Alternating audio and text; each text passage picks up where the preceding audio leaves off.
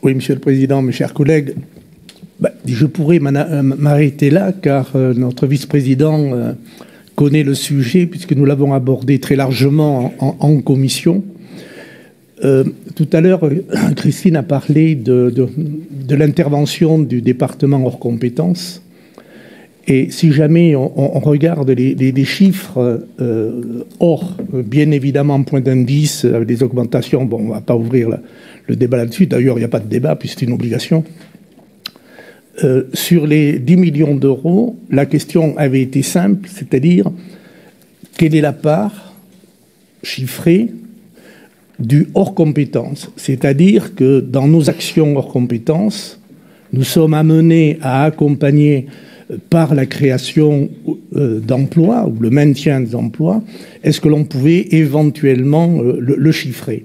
Alors, ce n'est pas évident, car ce week-end, parce que quand je t'ai posé la question, mon cher vice-président, et y compris avec l'administration, c'est pas évident de cerner cela. Surtout que j'ai découvert ce week-end, en travaillant un tout petit peu, que dans le cadre du hors compétence, avec l'apport de salariés, on s'aperçoit que ça regroupe et ça recoupe des secteurs rentrant dans nos compétences. Donc on se retrouve sur un chevauchement du hors et compétences, etc.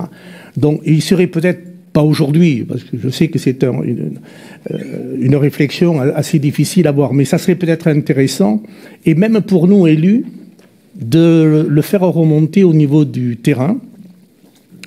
Car pour ceux qui nous concernent, avec Fabienne, chaque fois que nous sommes, par exemple, dans le conseil d'administration, sur nos collèges, systématiquement, nous informons, nous rappelons que les interventions que nous pouvons avoir hors compétences, au niveau culture, etc., c'est une volonté du département, mais pas une obligation.